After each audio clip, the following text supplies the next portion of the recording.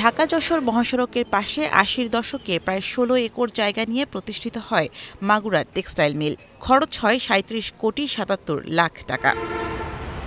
বিজেএমসির ব্যবস্থাপনায় ৭৫১ জন শ্রমিক ও ২৫,০৫৬টি মেশিন নিয়ে তুলা থেকে সুতা উৎপাদনের মধ্যে দিয়ে চালু হয় মিলটি। শুরুটা ভালো হলেও পরে আর লাভের মুখ দেখেনি এই টেক্সটাইল মিল। ভারতীয় সুতার সাথে প্রতিযোগিতায় টিকতে না পেরে রুগ্ন প্রতিষ্ঠানে পরিণত হয়। এ অবস্থায় ১৯৯৯ সালে ১৫০ কোটি টাকা লোকসান মাথায় নিয়ে মিলটির উৎপাদন বন্ধ ঘোষণা করে বিজেএমসি।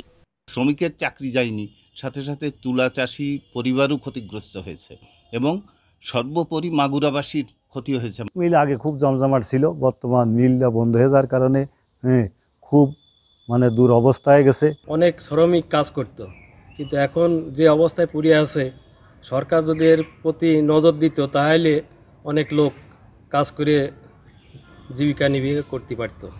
এরপর সরকারি বেসরকারি অংশীদারিত্বের ভিত্তিতে মিলটি চালু করার চেষ্টা করা হলেও পুরাতন যন্ত্রপাতি আর দক্ষ ব্যবস্থাপনার অভাবে দাঁড়াতে পারেনি প্রতিষ্ঠানটি। ২০০৮ সালে মিলটি সম্পূর্ণভাবে বন্ধ ঘোষণা করা হয়। ওই নিম্নমানের তুলা, ওই তুলা এখানে এনে মেশিনে দিলি, মেশিনে তার লাগালি, তাল কেটে যেত, মেশিনে জ্যাম হয়ে একবার বিস্তৃত অবস্থায় তো প্রোডাকশন হল্ট করত। ভালো দেশের ভালো মানের মেশিন আনলে এইখানে লোকের আয়, কর্ম বাড়বে, প্রতিষ্ঠান লাভ হবে। বর্তমানে খেলাপি ঋণসহ মিলটির লোকসানের পরিমাণ ১৫০ কোটি টাকার বেশি। নিরাপত্তা ও রক্ষণাবেক্ষণের খরচ আরও ৩ কোটি টাকা। এদিকে ২০১৭ সালে মিলটি পুনরায় চালুর নির্দেশনা দেন প্রধানমন্ত্রী। সেই অনুযায়ী ২০২২ সালের মাঝামাঝি মিলটিকে বেসরকারি ব্যবস্থাপনায় চালু করতে দরপত্র আহ্বান করা হলেও ব্যবসায়ীদের কাছ থেকে কোনো সাড়া মেলেনি। টেক্সটাইল মিলটি মাগুরার একমাত্র মধ্যম শিল্পের পর্যায়ে পড়ে, যেটা দীর্ঘদিন ধরে বন্ধ আছে।